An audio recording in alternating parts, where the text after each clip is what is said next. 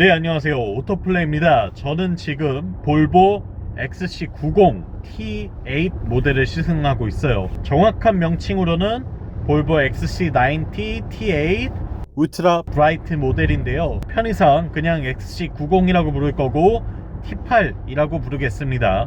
이해해 주시면 감사하겠고요. 이 XC90 T8이 과연 어떤 가치를 갖고 있는지 지금부터 저와 함께 만나보시죠. 영상 보시기 전에 구독과 좋아요로 응원도 많이 부탁드립니다. 네, 볼보는 예전부터 이 친환경에 대한 움직임을 빠르게 전환한 자동차 회사 중 하나예요. 전기차로의 전환을 그렇게 빠르게 시작하진 않았지만 이미 내연기관차 시절부터 굉장히 하이브리드에 대한 열망과 그 현실로 이뤄내고자 하는 의지가 아주 강했던 브랜드 중 하나입니다.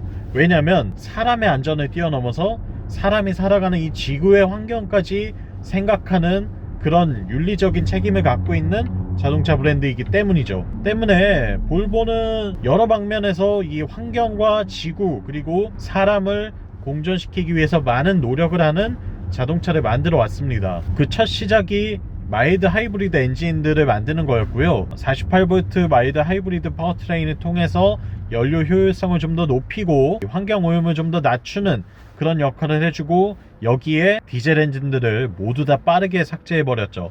전 세계에 팔리는 모든 볼보에서 디젤 엔진을 찾아볼 수가 없어요.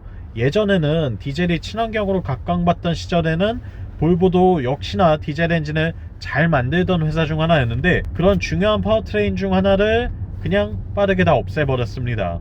왜냐면 환경에 오염 문제가 된다고 생각했기 때문인데요. 그러면서 동시에 등장시킨 것이 바로 이 플러그인 하이브리드였어요. 48V 마일드 하이브리드를 뛰어넘어서 이제는 전기만으로 구동할 수 있는, 그리고 전기를 외부에서 충전해서 타고 다닐 수 있는 차를 만들자라고 주장해서 탄생한 차가 바로 지금 보고 계시는 이 볼보의 T8 라인업이죠. 4기통 2리터 가솔린 엔진을 바탕으로 여기에 전기 파워트레인을 더해서 마치 8기통 엔진과 같은 출력을 낼 수 있는 거, 그러면서도 에너지는 상당히 효율적으로 쓰고 이산화탄소 배출량이나 배출가스를 많이 저감할 수 있다는 거, 이게 바로 이 차의 핵심이자 매력 포인트였습니다. 처음에는 좀 과도기적인 느낌이 있었어요. 사실 불과 한 5년 전에 볼보 T8을 시승할 때만 하더라도 이게 의미는 있고 뭐 취지는 좋은데 이걸 과연 타고 다닐 수 있는 건가? B6 타는 게 나을 것 같은데? 라고 생각하게 만드는 느낌이었거든요. 왜냐면 초창기였고 이 내연기관과 전기 파워트레인 두 개를 결합해서 완전하게 자연스럽게 달려나가는 차를 만든다는 게 결코 쉬운 일이 아니었거든요. 하지만 볼보는 이야기가 좀 달라졌습니다. 새로운 T8을 내놨는데 이름은 동일하지만 완전히 바뀌었다고 봐도 될 것 같아요. 어떤 부분에서 그렇게 느꼈는지 이 퍼포먼스 관련해서 설명을 드릴 때 좀 더 자세히 다뤄보는 것으로 하고요. 일단은 외관부터 좀 살펴볼게요. 외관에서 막 디자인이 엄청나게 달라진 건 없습니다. 일단은 이 차는 T8 리차지 모델로서 지금 이 사이드 스커트 부분에 리차지라는 몰딩이 붙어 있고요. 그리고 뒤쪽에는 T8 울트라 브라이트 레터링과 엠블럼이 붙어 있어요. 그 이외에는 이 차의 차이점을 찾을 수 있는 분이 아마 거의 안 계실 거예요. 그리고 외관 디자인은 우리가 알고 있던 XC90의 모습 그대로인데요. 굉장히 볼륨감 넘치면서 우아하고 기품이 있어요. 차가 디자인만 봐도 저 차는 좀 느낌 있다, 우아하다, 고급스럽다 라는 이미지를 각인시키기에 충분한 모습을 하고 있을 뿐만 아니라 차체가 굉장히 커다랗죠. 7인승 대형 SUV에 속하기 때문에 전폭, 전장, 전고 모든 부분에서 사실 도로 위의 존재감을 충분히 내뿜을 수 있을 만큼의 그런 덩치를 갖고 있습니다. 이런 사이즈는 볼보의 안전에 대한 철학과도 연계되면서 좀 더 안전한 볼보, 그리고 안전한 SUV, 내 가족과 함께 타는 안전한 자동차를 충분히 달성시켜주는 모습을 보여주고 있죠. 그리고 도어를 열고 실내로 들어오면 이 일관되어 있는 볼보의 인테리어를 만날 수가 있는데, 여기에 좀 더 고급스럽고 넓은 공간을 가졌다고 생각하시면 좋을 것 같아요. 이 가죽으로 마감되어 있는 도어 트림이나 대시보드, 또한 고급스러운 나파 가죽을 쓰고 있는 시트와 또 크리스탈 기어 노브, 알루미늄의 스피커 커버, 그리고 하이그로시 재질을 적재적소에 잘 활용하고 있다는 것, 이러한 점들이 모여서 이 차의 고급스러움을 한층 더 배가시키는 느낌을 보여주고 있죠. 이 센서스 터치 인포테인먼트 시스템은 새롭게 T맵 기반의 인포테인먼트로 변경되었어요. 플로어를 통한 음원 스트리밍 서비스뿐만 아니라 누구 오토를 활용해서 이 차의 모든 조작을 음성 명령으로 제어를 할 수가 있고, 또한 실시간 T맵 내비게이션을 이용해서 빠르게 길 안내를 받을 수 있습니다. 스마트폰, 안드로이드 오토나 애플 카플레이를 지원하기는 하지만 볼보를 타고 있으면 그 기능을 쓸 이유가 전혀 없어요. 이미 차 안에서 모든 게 다 가능하기 때문이죠. OTA도 충분히 적극적으로 지원을 하겠다고 밝혔고, 일단 데이터 통신이 원활한 자동차이기 때문에 그런 부분에 있어서는 빠르게 뭔가 받아들일 수 있다는 거, 이게 아주 큰 장점이 되는 것 같습니다. 그리고 거의 완벽에 가까운 시트 포지션과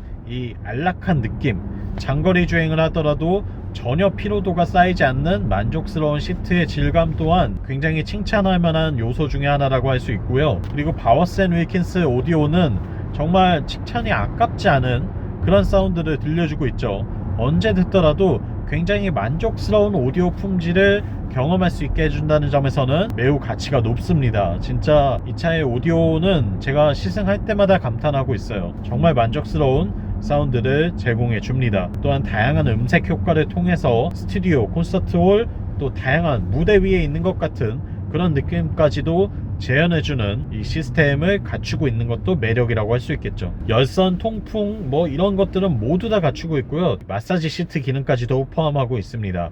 볼보의 마사지 기능은 생각보다 꽤 쓸만해요. 그렇기 때문에 그냥 기능만 있는 게 아니라 실제로 꽤나 실용적으로 쓸 수 있다는 점에서도 충분히 가치가 있죠. 뒷좌석은 패밀리카로 쓰기에는 아주 적합합니다. 공간이 레그룸이나 헤드룸 이런 전반적인 공간 편의성의 느낌에서 볼 때 아주 쾌적하게 누릴 수 있다는 점이 매력 포인트가 되고 있고요. 뒷좌석에 누군가 VIP를 모실 만한 그런 느낌의 차는 아니지만 내 가족을 함께 태울 수 있을 만한, 어딘가 여행을 떠나거나 이동을 할 때 내 가족이 안전하게 이동할 수 있다는 점에서는 굉장히 높은 가치를 지니고 있습니다. 여기에 7인승 3열 시트를 같이 갖추고 있는데 성인이 탑승하기에는 약간 좁은 감이 있기는 하지만 그래도 탈 수는 있고요. 그리고 아이들이 탔을 때에는 충분히 전혀 어려움 없이 이 실내에서 거주성을 확보할 수 있다는 게 장점이 되는 것 같아요. 그 외에도 파노라마 루프 가지고 있고요. 그리고 서라운드 뷰 카메라도 갖추고 있습니다. 또한 미세먼지를 모두 다 걸러주는 첨단의 공기정화 시스템과 공조장치들이 존재하고 있기 때문에 실내 공기질에 대해서도 걱정할 필요가 없다는 게 또 장점이 되죠. 그리고 무엇보다 좋은 것은 이 차에 타고 있으면 편안하다는 겁니다. 일단 방음 성능이 모든 유리에 다 이중 접합을 쓰고 있기 때문에 굉장히 뛰어나요. 외부의 소음을 최대한 많이 줄여주는 역할을 하고 있고요. 지금 밖에 트럭이 있어서 엔진 소리가 굉장히 큰데 창문을 닫으면 이 소리가 상당히 많이 저감됩니다. 그만큼 이 소음을 차단해주는 유리의 역할도 굉장히 뛰어나다는 이야기가 되겠죠. 또한 도어 트림에도 오디오를 고려해서 방음을 충분히 했을 것이기 때문에 이런 부분에서도 이 차의 가치는 높아진다고 말할 수 있겠고요. 볼보 XC90 T8 울트라 브라이트의 퍼포먼스에 대해서도 좀 이야기를 해볼게요. 일단은 T8 엔진이라고 해서 엔진 자체가 다르진 않습니다. 동일하게 4기통 2000cc급 가솔린 엔진을 바탕으로 하고 있고요. 이 엔진으로만 300마력 정도의 출력을 내요. 그리고 여기에 전기 모터가 더해지면서 약 150마력에 준하는 출력을 내기 때문에 시스템 출력, 합산 출력 기준으로는 455마력 정도의 최고 출력을 내고 최대 토크는 72.3kg 포스미터 정도를 내고 있죠. 455마력에 72.3kg 포스미터, 사실 이 수치만 놓고 보면 이 차의 엔진이 2000cc라는 건 전혀 알아챌 수가 없을 겁니다. 왜냐면 그러한 수치는 적어도 V8 4.0 트윈 터보 엔진 정도 돼야 나올 수 있는 수치거든요. V6 3리터대의 트윈 터보 엔진에서도 내기 힘든 출력이기 때문에 그런 점에서 봤을 때는 굉장히 여유롭고 풍요로운 힘을 갖고 있다라고 말할 수 있겠고요. 이게 가능한 이유는 내연기관에 전기 모터를 결합했기 때문이죠. 기존에도 이 볼보의 T8 모델들은 전기 모터를 결합하고 있었어요. 다만 실제로 이 주행을 하면서 느껴지는 이 이질감이 좀 있었고요. 그리고 회생제동을 적극적으로 하기에는 조금 아쉬운 느낌이 있었고, 그러한 이유들은 모두 다 이 모터의 출력이라던가 배터리의 용량이 작기 때문이었어요. 그런데 이번에는 거의 150마력 정도를 낼 수 있는 전기 모터를 넣고 여기에 18.8kWh의 꽤나 큰 용량의 배터리를 넣었습니다. 플러그인 하이브리드 치고는 굉장히 커다란 배터리를 장착했다고 해도 과언이 아닌데요. 1세대 초기형 완전 전기차들의 배터리 용량이 딱 요 정도였거든요. 그 점을 감안할 때는 이거 PHEV 치곤 진짜 큰 배터리 넣었네 라고 할 수 있을 만한 정도입니다. 그로 인해서 회생제동도 훨씬 더 강하게 걸 수 있고 에너지 회수를 더 빠르게 할 수 있을 뿐만 아니라 전기차처럼 타고 다니는 데에도 전혀 무리가 없다는 게 장점이 되는 것 같아요. 제가 이 차 배터리를 완충해 보니까 계기판 상에는 클러스터에는 약 64km 정도 주행할 수 있다고 뜨고 실제로는 70km 이상을 탈 수가 있더라고요. 아마 좀 더 연비 주행을 한다면 거의 80, 90까지도 충분히 기록할 수 있지 않을까 싶기는 한데, 일단은 뭐 올림픽대로를 타고 그냥 고속 주행도 좀 해가면서 편안하게 탔을 때 기준으로 70km 이상을 달릴 수 있었다는 걸 직접 확인했습니다. 전기만으로 그만큼 탈 수 있다는 거, 그리고 그 정도를 충전하는데 저는 4,000원이 채 안 들었거든요. 3,000 몇백 원으로 70km를 갈 수 있다? 내연기관에서는 상상도 할 수 없는 일이죠. 휘발유 2리터 넣고 70km 갔다는 이야기가 되는 건데, 그러려면 연비가 35km는 나와야 되거든요. 불가능한 일이기 때문에 이 전기를 쓸 수 있다는 거, 연료 절감 차원, 그리고 환경 오염을 줄여주는 차원, 이것뿐만 아니라 좀 더 경제적으로 이 차를 탈 수 있다는 점에서도 아주 메리트가 있습니다. 이렇게 좀 경제적인 관점과 환경 오염에 관련해서만 말씀을 드리긴 했는데, 455마력이라는 출력이 그리 만만한 수치는 아니죠. 제로백이 5.3초가 나옵니다. 2톤이 훌쩍 넘어가는 이 커다란 대형 SUV가 제로백 5.3초의 출력을 갖고 정말 맹렬하게 뻗어나가는 이 가속력을 볼 때에는 전기 모터로 인한 장점이 그런 효율성에만 있는 게 아니구나, 단순히 경제적인 측면에서만 있는 게 아니구나 라는 걸 느낄 수가 있죠. 물론 이제 가속 페달에 힘을 줬을 때 정말 막 고성능 SUV 혹은 뭐 스포츠카들처럼 엔진의 반응성 자체가 아주 즉각적이거나 정말 예민한 느낌까지는 아니에요. 오히려 그렇게 되면 약간 피곤하게 느낄 수 있기 때문에 볼보는 기본적으로 자신들이 추구하는 자동차에 대한 스타일을 이 차에 녹여 넣은 상태에서 출력을 좀 더 여유롭게 쓰는 400마력대 파워트레인, 요거에 집중한 것 같아요. 그래서 아마 이 정지 상태에서 플락스를 하게 되면 처음부터 뭐 휠 스핀을 한다거나 막 아주 급격하게 튀어나가는 게 아니라 스타트는 굉장히 부드러워요. 이거 내가 밟은 거 맞나 느낌이 들 정도로 굉장히 부드럽게 출발하는데, 그와 동시에 450마력의 출력을 쏟아붓기 시작하죠.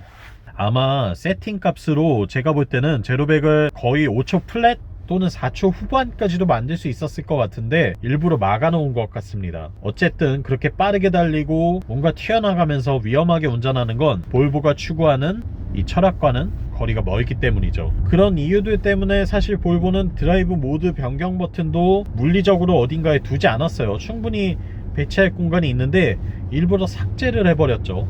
이곳에 원래는 있었는데 이제는 삭제시키고 그냥 인포테인먼트 안에다 넣어버렸습니다. 그리고 조작하기도 아주 어려워졌어요. 설정에 들어가서 주행 다이나믹스를 누르고 여기서 주행 모드를 바꿔줘야 되는데, 이렇게 만들어 놨다는 건 사실상 그냥 바꾸지 말라는 이야기인 거죠. 제공은 해주겠는데 그렇게 막 바꾸면서 타는 차는 아니에요. 우리 차는 그렇게 타지 마시고 그냥 하이브리드 한 가지 모드에 놓고 편안하게 누리세요 라고 이야기하는 것 같아요. 그런 느낌을 정말 강하게 받는 브랜드 중 하나입니다. 물론 파워 모드를 누르면 엔진에 시동이 걸리면서 차체가 좀 더 낮아지고요, 에어 서스펜션이 들어있기 때문에. 그리고 언제든지 달려나갈 수 있을 준비를 하고 있죠, 기름을 떼면서. 그리고 다시 하이브리드 모드로 바꾸면 엔진 시동을 바로 꺼버리면서 차체를 올려버립니다. 편안하게 타세요를 권유하는 거죠. 이 차의 모든 이 컨셉이 다 그쪽에 맞춰져 있어요. 볼보는 모든 자동차의 최고 속도를 180km로 제한하고 있죠.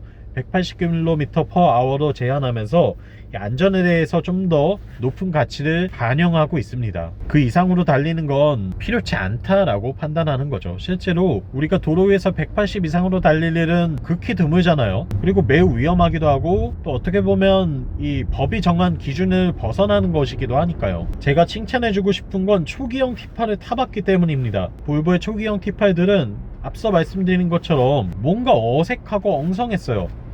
배터리 용량도 작고 회생제동도 제대로 되지 않고, 그리고 전기를 쓰다가 엔진이 개입하는 시점이 굉장히 이질감이 생겼어요. 아, 너 엔진 이제 쓸 거야? 알았어 하면서 뭔가 준비 동작이 많이 필요했죠. 그런데 지금의 T8 같은 경우에는 이게 매우 매끄러워졌습니다. 너 엔진 쓸 거야? 그래. 엔진 시동이 걸려 있었어? 아, 전혀 몰랐네? 라고 느낄 정도로 그런 부분에서 전기 모터와 엔진 간의 교류를 매우 자연스럽게 해내고 있다는 거, 이게 아주 큰 장점이 되는 것 같고요. 이제는 진짜로 구입해서 타고 다니셔도 정말 이 차의 매력을 제대로 느낄 수 있다는 걸 정말 자신있게 말씀드릴 수 있을 것 같아요. 또한 에어 서스펜션이 들어가 있죠. T8 울트라 브라이트 모델만의 특권인데요. 사실 XC90의 승차감 자체가 막 아주 안락하거나 뭐 정말 구름 위를 떠가는 것 같은 느낌은 아니에요.